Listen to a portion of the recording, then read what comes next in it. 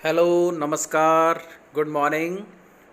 आप सबका फिर से हिंदी की क्लास में स्वागत है। और आज का जो विषय है वो विलोम शब्द है। अर्थ और उदाहरण सहित हम इस पर बात करेंगे। विलोम शब्द क्या होता है, कैसे होता है। तो उससे पहले आप सभी मेरे चैनल को सब्सक्राइब करें और बेल आइकॉन का बटन ज़रूर दबाएं ताकि आपको नोटिफिकेशन मिलते रहें। तो सबसे पहले हम विलोम शब्द की परिभाषा की बात करेंगे। विलोम का अर्थ होता है उल्टा या विपरीत। आप इस बात का ध्यान रखें कि विलोम का अर्थ क्या होता है, उल्टा या विपरीत।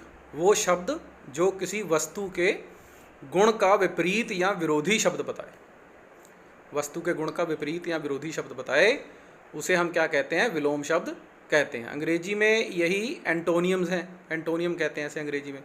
हिंदी में इसे विलोम भी कहते हैं, विपरीत भी कहते हैं या विरोधी शब्द भी कहते हैं। तो जैसे गोरा का विपरीत क्या होगा, काला, और सच का विपरीत क्या होगा, झूठ।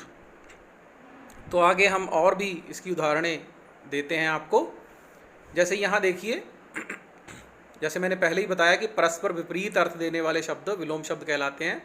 वाक्य देखो, वह आज प्रसन्न दिखाई दे रहा है, तो इसमें प्रसन्न जो शब्द है उसका उल्टा क्या है, अप्रसन्न। वह आज अप्रसन्न दिखाई दे रहा है। इसी प्रकार वह आलसी व्यक्ति है, वह परिश्रमी व्यक्ति है। तो आलसी का विपरीत शब्द क्या हो गया, परिश्रमी हो गया। तो विलोम शब्द कई प्रकार से बनते हैं। कुछ विलोम शब्द उपसर्ग लगाकर बनाए जाते हैं, ठीक है। तो वो कौन कौन से हैं, मूल शब्द कौन से हैं, उनमें क्या क्या उपसर्ग या प्रत्यय लगता है, तो इसकी उदाहरणें हम आगे आपको देते हैं, क्रमवार आपको समझाएंगे। ध्यान से देखिएगा। सबसे पहले है उपसर्ग के योग से बने विलोम शब्द। जैसे हम अगेतर कह देते हैं, आगे लगने वाले शब्द कह देते हैं उपसर्ग।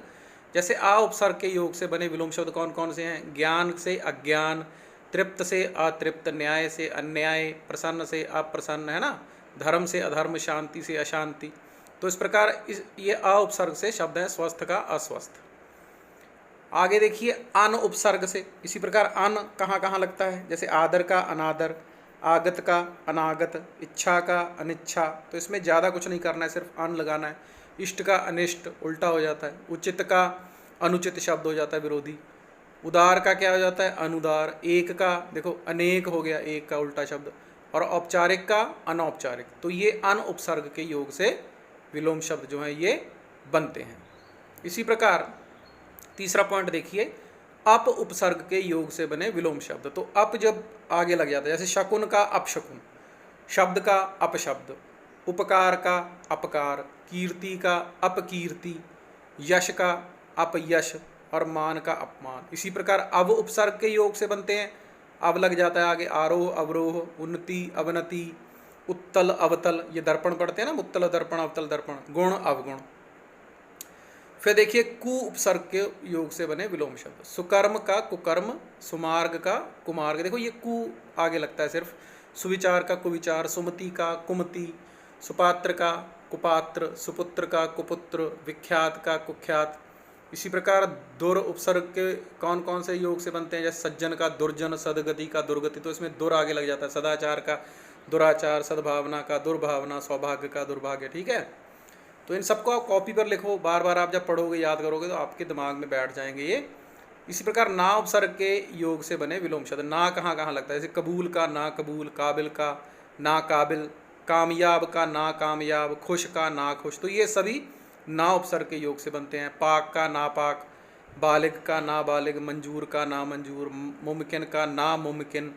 इसी प्रकार वाकिफ़ का ना वाकिफ़। तो ये सब उपसर्ग मात्र से ही विलोम शब्द बन जाते हैं लगाने से। जैसे निर उपसर्ग के निराशा, आश्रित का निराश्रित, आधार का निराधार, मोही का निर्मोही। देखो निर आगे लग गया। और पर से स्वकीय का परकीय, स्वाधीन का पराधीन, है ना, स्वाधीन स्वतंत्र, पराधीन गुलाम, स्वतंत्र का परतंत्र। देखो ये भी उसी से बन गया। स्वार्थ का क्या बन गया, परमार्थ। देखो आगे पर लग गया तो पर उपसर्ग के योग से ये विलोम शब्द बन गया, ठीक है। फिर आगे देखिए प्रति उपसर्ग से कौन कौन से शब्द बनते हैं, अनुकूल प्रतिकूल, वाद का प्रतिवाद, घात का प्रतिघात, क्रिया का प्रतिक्रिया। फिर वी व को छोटी की मात्रा लगा के कौन कौन से शब्द बनते हैं उपसर्ग लगाकर, अनुरक्ति विरक्ति, आकर्षण विकर्षण, संपन्न, विपन्न, है ना। इसी प्रकार ये देखो संयोग, वियोग, संपदा, विपदा, सद्भा, विधवा, संकल्प, विकल्प।